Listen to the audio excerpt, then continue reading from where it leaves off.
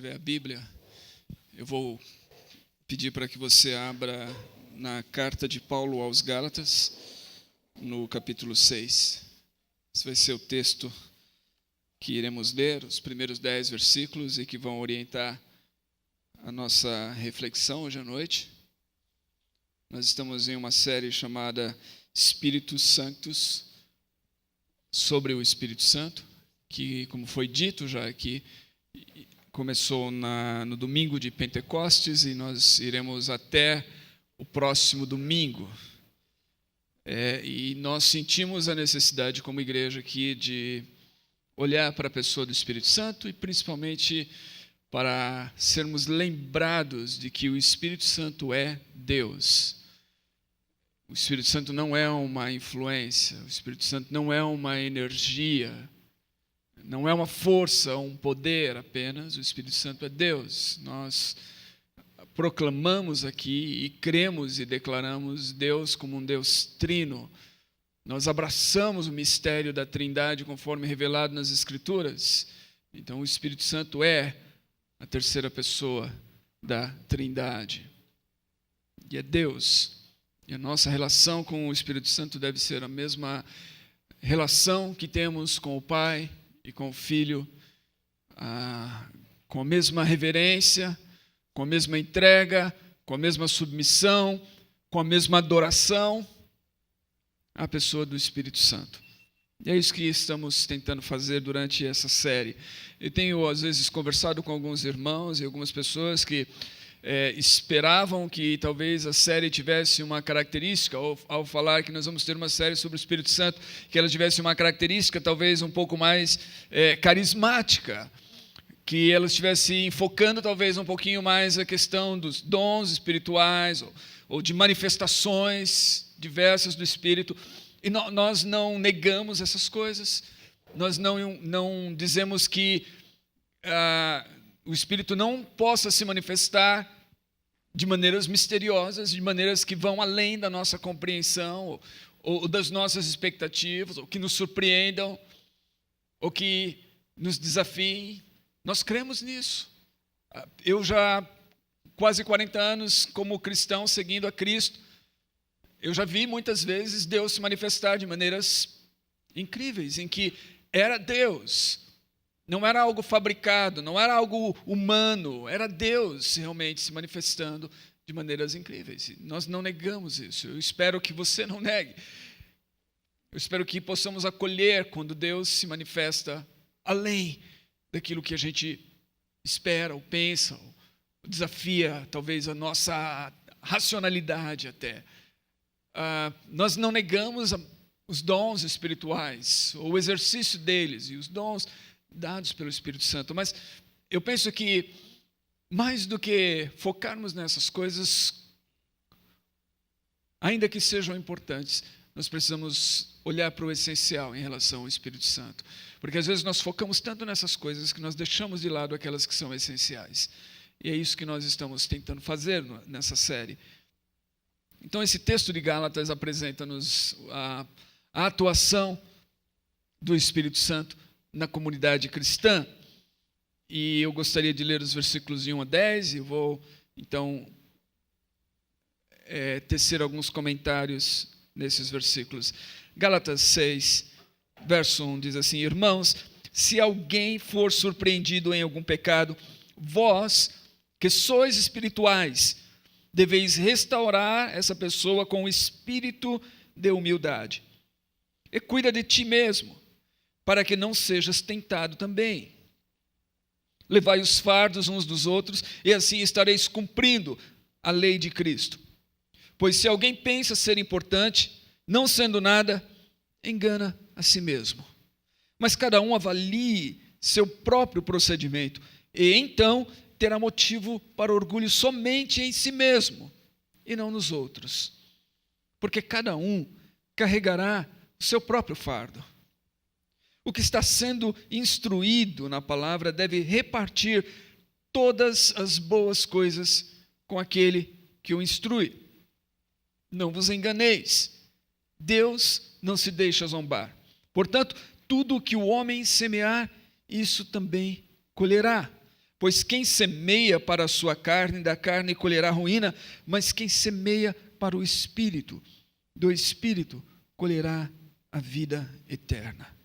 E não nos cansemos de fazer o bem, pois se não desistirmos, colheremos no tempo certo. Assim, enquanto temos oportunidade, façamos o bem a todos, principalmente aos da família da fé. Vamos orar mais uma vez. Deus, nos colocamos diante da Tua palavra e pedimos que o Senhor fale conosco por meio da Tua palavra. Nós queremos ouvir a Tua orientação, nós queremos acolher o Teu ensinamento e nós queremos nos colocar com o espírito disposto a fazer aquilo que Te agrada. Em nome de Jesus. Amém. O Espírito Santo, como nós vemos nas Escrituras, nós começamos olhando aqui, no dia de Pentecostes, o Espírito Santo, ele nos conduz à vida comunitária. Em Atos capítulo 2, quando o Espírito desce, no dia de Pentecostes, o resultado disso está lá no final daquele capítulo, os versos, inclusive, que nós usamos como nome dessa igreja, a partir do versículo 42 de Atos, essa comunidade pentecostal, essa comunidade que é cheia do Espírito Santo naquele dia, ela se forma, ela se reúne para meditar na instrução apostólica, no ensino dos apóstolos, para buscar a face de Deus, perseverar na oração, para manter a memória de Cristo viva em seu meio, no partir do pão, e para preservar a comunhão uns com os outros. E essa comunhão se manifesta ali, nós vemos, com uma tremenda generosidade entre eles, com um tremendo cuidado entre eles. Então o Espírito Santo, ele nos leva à vida comunitária. A igreja é o corpo de Cristo, e esse corpo de Cristo é a habitação do Espírito. A igreja é família de Deus. A igreja é esse templo santo ao Senhor. E esse templo cujas paredes são feitas com pedras vivas. Cada cristão que declara o nome de Cristo, que confia em Cristo, faz parte das paredes dessa edificação ao Senhor. Então, se nós somos cristãos, nós somos levados à vida comunitária. Por isso nós insistimos aqui, não há vida cristã, não há vida espiritual isolada.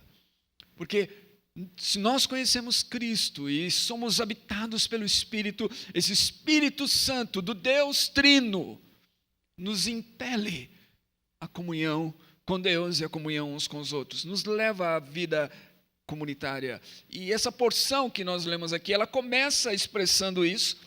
O primeiro versículo fala sobre irmãos, e isso inclui as irmãs, está falando da comunidade formada em nome de Cristo. O último versículo declara a família da fé. Então, esses irmãos e irmãs são membros dessa família da fé que foi formada pelo Espírito Santo. São pessoas que, reunidas em nome de Cristo, fazem parte, então, de uma família espiritual. E é interessante quando a gente lê isso, porque o que Paulo vai nos propor aqui nessa porção tem tudo a ver com essa questão da família, ou da comunidade, ou da comunhão. Na verdade, o que a gente vê aqui é como deve ser a vida comunitária cheia do Espírito. E é importante também a gente se lembrar que a carta de Paulo aos Gálatas poderia ser colocada como uma epístola do Espírito Santo, no sentido em que aqui Paulo está falando da liberdade cristã, e essa liberdade cristã é fruto de uma vida que está centrada no Evangelho. E quando você está centrado no Evangelho, você recebe o Espírito. Paulo vai falar no capítulo 3, ó insensatos Gálatas, quem vos fascinou para não obedecerdes à verdade? A vós, diante de quem Cristo foi apresentado como crucificado. E ele fala assim, vocês são tão insensatos que vocês, tendo começado pelo Espírito, agora vocês estão caindo na carne. Por acaso eu queria saber de vós se vocês receberam o Espírito pela pregação do Evangelho, pela pregação da fé ou pelas obras da carne. Então, Paulo está dizendo que aqueles irmãos lá naquela região da Galácia, eles receberam o Evangelho, e quando receberam o Evangelho, eles receberam o Espírito, que dá a eles uma vida de liberdade e que os reúne na comunidade. Então, essa carta é uma carta que fala do Evangelho, mas não há como falar do Evangelho sem falar da atuação do Espírito Santo por meio do Evangelho. E aí, esses cristãos são lembrados continuamente aqui da pessoa do Espírito Santo. No capítulo 5, Paulo vai falar várias vezes essa vida espiritual que é guiada pelo Espírito, que é orientada pelo Espírito. Nos versículos 25 e 26, ele vai dizer que se nós vivemos, então, pelo Espírito, orientados, guiados, liderados pelo Espírito, nós devemos também andar sob essa direção do Espírito, ou seja, nós devemos permitir que o Espírito oriente todas as áreas da nossa vida. Verso 26, não nos tornemos orgulhosos, provocando-nos uns aos outros e tendo inveja uns dos outros. Evidentemente, isso é contrário a tudo aquilo que Paulo está falando, que é fruto do Espírito. Há uma orientação aqui. E Gálatas 6 é a continuação disso. Os versículos que nós lemos aqui no início são a continuação desses versículos. Devemos nos lembrar que essa missiva, ou que essa carta, essa epístola de Paulo, quando ele escreveu, não tinha os capítulos e os versos e as divisões que nós temos hoje. Era um texto contínuo. Então, quando Paulo fala sobre a vida do Espírito, ele passa agora a dar alguns exemplos de como que é essa vida no Espírito no seio da comunidade gerada pelo Espírito. E eu quero propor a você 3 características dessa vida comunitária cheia do Espírito Santo. A primeira delas é que ela é uma vida marcada por um interesse no progresso espiritual de meus irmãos e irmãs nessa família espiritual. É uma vida marcada no progresso espiritual. Eu faço parte de uma família, eu não estou isolado. Eu me importo com as pessoas que fazem parte dessa família comigo. Eu me importo com o progresso espiritual delas. Eu não estou focado só no meu crescimento espiritual. Eu estou olhando ao meu redor e estou percebendo se existe na comunidade pessoas que estão sendo impedidas de avançarem espiritualmente por causa de algum pecado em suas vidas. E eu estou interessado em ajudá-las. Eu estou interessado nelas. É isso que Paulo diz, se alguém for surpreendido em algum pecado, vós que sois espirituais, vós que sois guiados pelo Espírito, vocês que estão cheios do Espírito, devem restaurar essa pessoa com uma atitude humilde, com um espírito de humildade, mas vocês devem restaurar. Aqui é um ministério de restauração na comunidade, um ministério de restauração para aqueles que estão surpreendidos ou que são pegos em algum pecado. E a ideia aqui é que eles são pegos em algum pecado que está impedindo-lhes o avanço, o progresso, o crescimento na fé. Isso deve nos lembrar que a comunidade não é perfeita, que essa família espiritual não é perfeita, que numa família espiritual nós vamos encontrar pessoas que são irmãos, irmãs, e que em algum momento talvez estejam caindo ou surpreendidos ou se veem pegos em algum pecado que está impedindo o seu crescimento. Nós não deveríamos nos surpreender que isso aconteça. Nós somos falhos, todos nós. À medida, quando Paulo está falando isso, ele está lembrando, inclusive, aqueles que são espirituais, que devem ajudar essas pessoas, que devem buscar restaurar essas pessoas, para cuidarem de si mesmos, a fim de que eles mesmos não caiam no mesmo erro. Ou seja, todos nós corremos o risco de cair. Todos nós corremos o risco de sermos surpreendidos em alguma falha, em algum pecado. Todos nós corremos o risco de nos enveredarmos por um caminho que não é um caminho que promove o nosso crescimento. Então, não deveríamos nos surpreender com o fato de que a comunidade não é perfeita. O foco, novamente, é restaurar. Devemos buscar restaurar pessoas. não deveríamos, isso não é para que nos coloquemos como superiores aos outros. Aqui ele fala de um espírito humilde. Olhamos ao nosso redor e sim, sabemos que tem alguém que está com alguma dificuldade, com algum pecado, com alguma coisa que está aprendendo, com humildade nós nos aproximamos. Agora, é importante isso, porque às vezes a pessoa que está nessa condição não deseja a nossa aproximação, ela deseja permanecer lá, talvez escondida, ou talvez sem algum tipo de incômodo. E a nossa aproximação, muitas vezes, pode ser vista como alguém que vem para julgar. Por isso, nós temos que ir com uma atitude humilde. Estamos não para julgar, não para condenar, mas para ajudar, para auxiliar essa pessoa e para restaurar. Lembrando novamente de que nós mesmos corremos o risco e precisamos cuidar de nós mesmos. Isso é importante, isso faz parte de uma comunidade espiritual. Por quê? Porque quando alguém na comunidade está lutando, quando alguém no corpo está com algum problema, com algum pecado que impede o seu avanço, o seu progresso espiritual, o corpo todo sofre. Não é só aquela pessoa, é o corpo.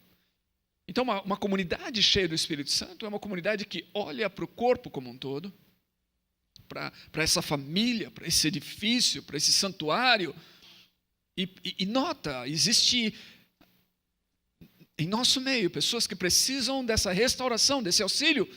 E como podemos fazer? Como podemos buscar e ajudar e restaurar essas pessoas? Porque o bem espiritual delas, o avanço, o progresso espiritual delas é o nosso progresso espiritual. E se elas estão sendo retardadas, ou se elas estão sendo impedidas de progredir, nós, como corpo, nós também estamos sendo retardados ou impedidos de progredir, de avançar como corpo em nosso progresso espiritual. Então, a vida da comunidade cheia do Espírito é uma vida de pessoas que se interessam pela espiritualidade uns dos outros. Eu não estou focado somente na minha espiritualidade, a gente vai ver mais adiante o foco na espiritualidade pessoal, mas eu estou olhando para as demais pessoas e eu estou preocupado. Eu estou orando, eu estou intercedendo. Se eu ver alguma coisa em que eu possa intervir, eu devo fazê-lo. Eu devo buscar em amor, em humildade, ajudar os meus irmãos e irmãs na sua jornada espiritual. Segundo, essa é uma vida marcada por um interesse no bem-estar dos membros. Aqui não é só no progresso espiritual, mas é no bem-estar dos membros da família que estão passando por dificuldades. E esse ministério, nós podemos dizer, é o ministério de socorro, é um ministério de restauração. E aqui o Espírito Santo nos leva no ministério de socorro, de auxílio, de olhar ao redor e ver se há entre nós membros dessa família que estejam passando por dificuldades. Paulo coloca isso como fardos. Verso 2, levai os fardos uns dos outros e assim estareis cumprindo a lei de Cristo. Fardos. Eu traduziria como fardo pesado, para diferenciar do versículo 5, porque os termos no grego são diferentes aqui. No versículo 2, o termo traduzido como fardo é um que indica exatamente um fardo pesado, algo difícil, algo que faz com que você se curve diante dele, difícil de carregar sozinho, um fardo. O versículo 5 está falando mais da ideia de um pacote, de algo leve, algo que cada pessoa pode carregar sem o auxílio de outras pessoas, que você não precisa da ajuda e do auxílio de outras pessoas para levar. Os termos são diferentes, mas geralmente são traduzidos como o mesmo termo em nossas traduções. De qualquer maneira, a ideia de fardo pesado é a ideia de que pessoas, em alguns momentos, possam estar atravessando períodos em que elas se sentem pressionadas pelas circunstâncias da vida. E isso é fruto de que nós vivemos em um mundo caído, nós vivemos em um mundo mau, as coisas não são como elas deveriam ser. Nós temos o Espírito em nossos corações, em nosso ser, em nós, como as primícias, ou nós falamos como esse penhor e esses sinais de algo que ainda nós receberemos, dessa herança que vamos receber no futuro. Nós temos Deus em nós nos mostrando que um dia tudo vai ser feito novo, como cantamos aqui, mas o fato é que nem tudo nesse mundo foi feito novo ainda. E nem tudo em nós, no nosso corpo físico, foi feito novo. Nós temos um tesouro em vasos de barro.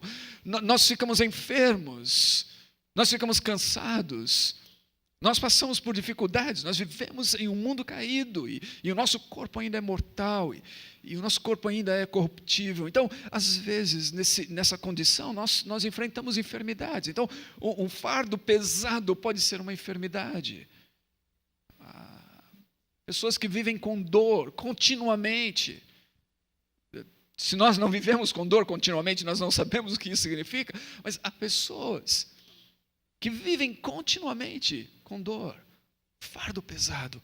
Pessoas que estão passando por algum problema financeiro, uma dificuldade financeira que rouba-lhes a paz, que rouba-lhes o sono, que elas não conseguem, parece que elas estão presas em uma situação que está sugando-lhes a vida. Pessoas que estão passando por um problema emocional, algum sentimento de profunda tristeza ou depressão. Depressão parece ser um tabu ainda entre muitos de nós, mas nós precisamos reconhecer que muitos dos personagens bíblicos que nós encontramos aqui, alguns deles, que nós poderíamos dizer que estão na galeria dos heróis da fé, lutaram com a depressão em algum momento de suas vidas. Alguns dos grandes homens de Deus na história tiveram que lidar com a depressão. O príncipe dos pregadores, Spurgeon, foi um homem que durante toda a sua vida praticamente lutou com a depressão. Depressão é algo que muitas pessoas atravessam em algum período ou em longos períodos da vida e se torna um fardo. Às vezes é um problema profissional, uma situação em que a pessoa se vê presa em um trabalho ou em alguma coisa, ou a sua carreira parece que não avançou, ela não sabe o que fazer, se encontra numa encruzilhada, isso traz tristeza. Às vezes é um vício, um hábito que se tornou um vício e que prejudica. Ou seja, há tantas situações que podem se tornar fardos pesados e que as pessoas, com o tempo, elas se tornam esgotadas, elas não conseguem levar adiante. Às vezes é um trabalho, algo que a pessoa está fazendo, e às vezes até algo bom que ela está fazendo, mas está fazendo sozinha. Nós vemos a história de Moisés, que chegou diante de Deus e disse: Deus, eu não consigo carregar esse povo. Era como se Moisés estivesse carregando o próprio povo. E era um fardo pesado demais. Ele diz: eu não consigo carregar esse povo. E aí, lá em Êxodo capítulo 18, nós encontramos o sogro de Moisés, chegando até ele dizendo: Moisés, o que você está fazendo não é bom. Você e o seu povo ficarão esgotados, pois essa tarefa é pesada demais. Você não pode executá-la sozinho. Ou seja, às vezes o que nós estamos fazendo, mesmo que seja algo bom, carece de ajuda, de auxílio, se torna um fardo. Então o que Paulo está dizendo aqui é que numa comunidade cheia do Espírito Santo, uma comunidade onde o Espírito Santo está presente, está liderando, está conduzindo e orientando as vidas, há um senso de perceber ao redor, de olhar ao redor. Será que tem pessoas que precisam da minha ajuda para saírem de alguma situação pecaminosa em que elas se encontram e que está impedindo o avanço, o progresso espiritual delas? Será que há pessoas que precisam da minha ajuda porque elas estão sendo pressionadas por um peso que está deixando com que elas se sintam esgotadas, encurvadas, sem força, cada vez mais sucumbindo diante desse peso, e elas precisam que eu venha ao lado delas e eu possa ajudá-las? Eu me lembro de, há alguns anos, um irmão da comunidade, que ele não se encontra conosco, mas aqui nessa comunidade se encontra com o Senhor, mas por questão de mudança ele está em outro lugar.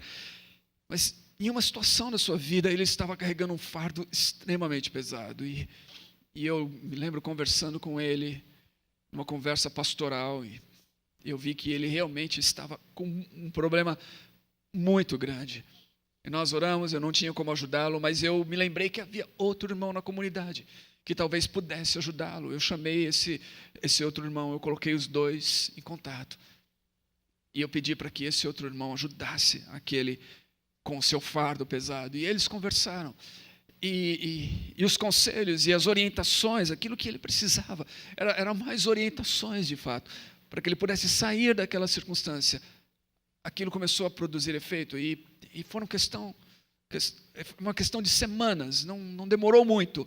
Você via que aquele irmão já se sentia mais leve, porque o seu fardo foi removido, a orientação, o apoio estava surtindo efeito e aquele peso havia sido removido, ele sentia-se mais leve, a sua aparência havia mudado. Eu lembro que ele veio conversar comigo, me agradecendo, e não havia o porquê me agradecer, mas ele estava tremendamente grato por ter conseguido encontrar esse apoio, por ter conseguido encontrar essa orientação e ter conseguido sair daquela situação que estava esmagando ele diante daquele peso. Então é isso, nós devemos olhar ao nosso redor, devemos estar atentos a pessoas que estão passando por dificuldades, que estão pressionando elas, que estão esmagando essas pessoas, e elas precisam de nós. Nós somos uma família, vamos ajudar, vamos nos colocar ao lado, vamos carregar juntos esse peso, porque elas não podem carregá-lo sozinho. No verso 5, no entanto, diz que há pesos que nós podemos e devemos carregar. No verso 5, na NVT, traduz: cada um de nós é responsável pela sua própria conduta. Ou seja, ao ajudarmos uns aos outros, não devemos fazer no sentido de que nós assumimos toda a sua carga. Há responsabilidades que são deles, e nós devemos lembrar deles, e nós devemos lembrar das nossas. Tem coisas que nós devemos fazer, tem coisas que são pesadas demais para fazermos sozinho. E nós precisamos da ajuda. E nesse contexto, é interessante que Paulo, ele fala sobre essa vida do Espírito, nos versículos que eu li, que precedem esse capítulo. Ele diz assim, que nós não devemos nos tornar orgulhosos. É bem interessante que, tanto na questão espiritual, como na questão de dificuldades que podemos atravessar, o orgulho pode nos impedir de receber ajuda, ou de pedir ajuda. Muitas vezes nós somos orgulhosos demais para reconhecer que precisamos que alguém nos ajude, seja na nossa vida espiritual, com algum pecado, com alguma coisa, seja nas dificuldades que nós estamos enfrentando na vida, nós nos tornamos, o orgulho nos impede isso. E às vezes o orgulho pode impedir também pessoas de se aproximarem de outros. Às vezes nós olhamos com ar de superioridade para aqueles que estão lutando com alguma coisa, como se eles estivessem em alguma falha, em alguma situação, falta de fé, e nós nos colocamos numa situação superior. Mas o Espírito nos leva a uma atitude de humildade, onde nós nos colocamos como servos uns dos outros e dispostos a ajudar uns aos outros na sua jornada espiritual, seja lutando com algum pecado, seja com algum peso que eles não podem carregar sozinhos e que precisam do nosso auxílio. Então, uma comunidade cheia do Espírito Santo é uma comunidade de ajuda mútua. É movida por esse amor. E Paulo diz assim, que quando nós fazemos isso, nós cumprimos com a lei de Cristo, a lei do amor. A lei de Cristo é a lei do amor. Amar uns aos outros, como Ele nos amou. Essa é a lei de Cristo, que é cumprida quando nós praticamos isso. Terceiro, uma comunidade cheia do Espírito Santo é marcada pela generosidade e disposição de participar do sustento daqueles que servem no ministério. Generosidade e disposição de participar do sustento daqueles que servem no ministério. Versículo 6, o que está sendo instruído na palavra deve repartir todas as coisas boas com aquele que o instrui. E essa é uma porção que nos nossos dias pode levantar uma série de questões. John Stott, no seu comentário sobre essa carta aos Gálatas, ele alerta acerca de 2 abusos que podem ocorrer quando se trata dessa questão de sustento ministerial. E justamente por causa disso, nós vemos hoje em dia a igreja, a comunidade da fé, às vezes tendo dificuldades de reconhecer o que Paulo está falando aqui, a instrução de Paulo aqui, nesse contexto de uma comunidade cheia do Espírito Santo. O primeiro abuso que John Stott diz que pode acontecer é aquele que vem por parte dos ministros, quando esses ministros são gananciosos, quando eles estão buscando o enriquecimento através do seu ministério, quando às vezes eles são preguiçosos ou são negligentes, são maus ministros. E nós vemos o exemplo disso às vezes na televisão, nas notícias. Nós vemos o exemplo negativo de atitudes como essa, que mancham a igreja, que trazem vergonha para a comunidade de fé. Mas muitas vezes nós nos apegamos a esses exemplos negativos como se eles fossem uma referência de tudo aquilo que acontece. E eu quero dizer para você, novamente, tantos anos caminhando com Cristo, servindo no ministério, viajando por boa parte, meio mundo, o Brasil quase que inteiro, conhecendo milhares de pastores em diferentes igrejas. Eu quero dizer para você que para cada exemplo negativo que você vê, de pessoas que abusam do ministério, que têm uma atitude de enriquecimento ilícito, que são gananciosos, preguiçosas, negligentes, para cada exemplo que você vê desses, e que geralmente fazem a notícia, há 100 pelo menos de ministros fiéis, de pastores que trabalham e se empenham no meio de profundas dificuldades e que permanecem fiéis ao Senhor. Então, nós não podemos permitir que esses abusadores sejam aqueles que orientem a nossa atitude. Nós temos que olhar e reconhecer, e quando nós vemos o abuso, nós temos que realmente apontá-lo e denunciá-lo, ou não compactuar com ele. Mas nós não podemos permitir que qualquer forma de abuso oriente a nossa atitude para com aqueles que servem fielmente no ministério. Então, há um abuso que pode ocorrer por parte dos ministros gananciosos, há um abuso que pode ocorrer por parte da congregação. Quando a congregação deixa de apoiar, quando ela não participa, quando ela trata os seus ministros como se fossem funcionários. Isso muitas vezes acontece. E é interessante que Paulo, novamente, vamos voltar para o que Paulo está dizendo aqui. A comunidade cheia do Espírito Santo, ela é marcada por uma atitude de generosidade e uma disposição em participar do sustento daqueles que servem no ministério. O termo é repartir aqui. Aquele que é instruído na palavra deve repartir. O termo grego é koinoneto, de onde nós temos a palavra koinonia, que gostamos de usar para falar de comunhão. Esse repartir é partilhar. Partilhar.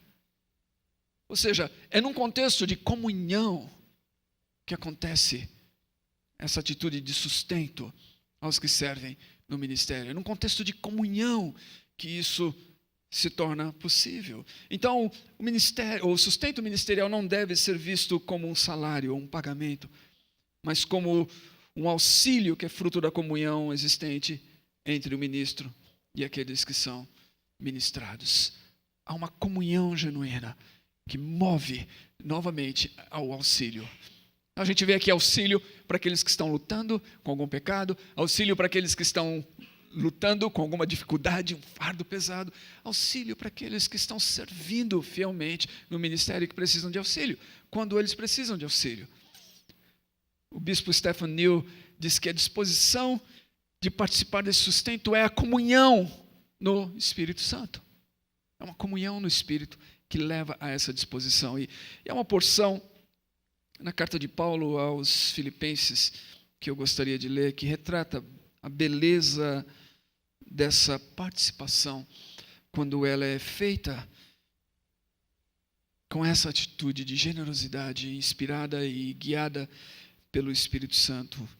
Filipenses 4, Paulo está agradecendo aqueles irmãos de Filipos que apoiaram ele ministerialmente.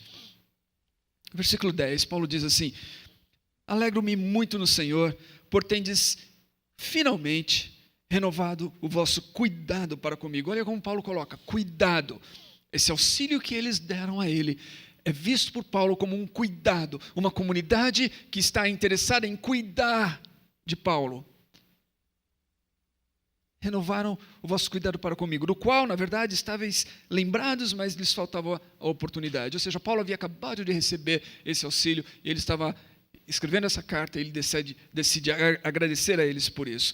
Versículo 11, ele diz: não digo isso por causa de alguma necessidade, pois já aprendi a ficar satisfeito em todas as circunstâncias em que me encontro. Sei passar necessidade, sei também ter muito. Tenho experiência diante de qualquer circunstância, em todas as coisas, tanto na fartura como na fome, tendo muito ou enfrentando escassez. Posso todas as coisas naquele que me fortalece. Esse é aquele versículo que você vê às vezes na traseira do caminhão. Posso todas as coisas naquele que me fortalece. Paulo está dizendo isso num contexto em que ele está dizendo, eu posso. Não é o versículo, a declaração de vitória. Esse é o versículo dizendo assim, eu posso passar por qualquer circunstância na vida. Eu posso passar por circunstância em que eu tenha em abundância ou em que eu tenha em escassez. Inclusive fome. Se o Senhor permitir com que eu passe fome, eu posso todas as coisas, porque Ele me fortalece. É isso que Paulo está dizendo. Então, Paulo está agradecendo e dizendo, irmãos, eu não estou dizendo e agradecendo vocês, porque eu estou passando por uma necessidade que eu não possa passar, e vocês estão me socorrendo nesse aspecto. Não, minha vida pertence a Deus, e se Ele me permitir passar por isso, eu vou passar. Mas a atitude de vocês em me auxiliar foi boa, é o que ele está dizendo. Versículo 14, todavia fizeste bem em participar da minha aflição. O fato de que Paulo pode passar por todas as circunstâncias da vida não elimina a sua aflição. O fato de que você confia em Deus e confia no cuidado de Deus e submete a sua vida a Deus não torna essa circunstância mais leve, no sentido de que há aflição. Muitas vezes, é isso que Paulo está dizendo, vocês participaram da minha aflição e fizeram bem. Verso 15, sabeis, ó Filipenses, que no princípio do Evangelho, quando parti da Macedônia, nenhuma igreja se comunicou comigo quanto a dar ou receber, mas somente vós. Pois, enquanto eu ainda estava em Tessalônica, supristes as minhas necessidades, não só uma vez, mas duas. Não que eu procure doações, mas procuro o fruto que amplie o vosso crédito. Mas tenho tudo, até em excesso, tenho amplos suprimentos, desde que recebi de Epafrodito, o que enviaste, como aroma suave e como sacrifício aceitável e agradável a Deus. Ou seja, quando Paulo escreve isso, Paulo está dizendo, irmãos, quando vocês participam do sustento ministerial, o que vocês estão fazendo é uma oferta de adoração a Deus. Esse sustento está ajudando o ministro, mas na verdade ele é uma oferta a Deus. E Paulo está dizendo que isso produz fruto, crédito naqueles que fazem. O seu interesse é para com a atitude dos irmãos, a generosidade dos irmãos, e o quanto isso revela daquilo que Deus está trabalhando no coração deles. Mais do que qualquer coisa, Paulo mesmo disse que muitas vezes ele trabalhou duro com as próprias mãos para se sustentar, ele não procurava ser um fardo financeiro para as comunidades e para as igrejas, mas ele está dizendo, quando vocês cuidam, vocês estão expressando algo que Deus está fazendo na vida de vocês, e isso é bonito, isso é bom, isso é como um sacrifício agradável e aceitável a Deus. E aí ele termina com a oração, meu Deus suprirá todas as vossas necessidades segundo a sua riqueza na glória do Senhor Jesus Cristo. Esse é um outro versículo que a gente encontra, quando eu era criança tinha aquelas caixinhas de promessa, que você ia lá e pegava um verso da Bíblia, esse era um daqueles que geralmente estava lá, você pega, meu Deus suprirá todas as vossas necessidades. Essa oração de Paulo, essa é para aqueles que estão fazendo aquilo que a igreja está fazendo aqui. Então, uma comunidade cheia do Espírito Santo é uma comunidade de cuidado, uns para com os outros. É uma comunidade onde as pessoas estão olhando ao redor, estão atentas a alguma coisa que eu preciso fazer para aliviar a aflição, para aliviar o fardo, para auxiliar meus irmãos e irmãs, e inclusive para auxiliar aqueles que estão servindo no ministério. Há algo que eu preciso fazer. Nós estamos cuidando uns dos outros. Essa é a comunidade cheia do Espírito Santo. Percebe como isso é diferente, às vezes, da gente pensar somente em questão de manifestações? Eu me lembro de algo que eu li sobre um pastor em que uma irmã da sua igreja chegou até ele e falou assim: pastor, eu sinto que há uma frieza aqui entre nós, eu sinto que precisamos ver mais sinais e maravilhas na nossa comunidade, não é mesmo, pastor? O senhor não acha que precisa ter mais sinais e maravilhas? E o pastor olhou para aquela irmã e falou assim: irmã, eu concordo. De fato, irmã, sabe, temos uma outra irmã da nossa igreja que está passando por uma profunda dificuldade. Ela é mãe solteira, ela está com problemas financeiros e ela vai ser despejada da sua casa. Irmã, você não acha que seria um tremendo sinal e maravilha se você estivesse disposta a acolhê-la durante alguns meses na sua própria casa? Isso seria um tremendo sinal e maravilha da parte de Deus. E eu penso, irmãos, que é exatamente isso. São esses sinais e maravilhas que Paulo está falando aqui. São sinais e maravilhas que fazem com que eu, que sou movido pela minha própria carne, a uma atitude egoísta de pensar somente em mim mesmo, submetido ao Espírito Santo, começo a olhar ao meu redor e pensar nos outros. E pensar em como eu posso servir, em como eu posso ajudar, em como eu posso promover o bem-estar, promover o progresso espiritual, auxiliar outras pessoas ao meu redor, porque o Espírito Santo tirou o foco de mim mesmo, em relação a me interessar, preocupar-se somente com o meu próprio bem-estar. Esse é um tremendo sinal e maravilha em nossos dias. Eu vou dizer para você, a igreja precisa de mais sinais e maravilhas deste tipo. Por último, duas coisas rápidas. No versículo 7 e 8, Paulo está falando sobre onde deve estar o nosso foco. Ele diz assim, que nós devemos ter uma vida focada na espiritualidade. E ele fala, não vos enganeis, de Deus não se deixa zombar. Tudo o que o homem semear, isso ele vai colher. Paulo está falando sobre você semear no Espírito, você semear para uma vida espiritual. A vida espiritual não acontece automaticamente, é preciso você plantar, é preciso você semear, é preciso você investir na sua vida espiritual. Isso significa que você tem que fazer escolhas na vida. Você tem que dizer sim para algumas coisas e dizer não para outras coisas. Você tem que ter certa disciplina se você vai avançar na vida espiritual. Você não pode pensar que pelo fato de você vir à igreja somente ou conhecer a Cristo, isso automaticamente vai promover e transformar você em um santo. Não, é preciso trilhar essa jornada de santidade fazendo certas escolhas. Se você quiser chegar lá, é preciso buscar, como Paulo diz aos Colossenses, as coisas do alto. Colocar o seu pensamento lá. Isso significa que, às vezes, você tem que desligar a TV, ou o computador, ou algumas coisas. Às vezes eu vejo pessoas que são, conseguem ver todas as séries. É o final de semana de temporada da série tal. Vimos todas as temporadas, incrível. Mas quando se trata de se reunir para orar por algumas horas, não há a mesma disposição, o mesmo empenho.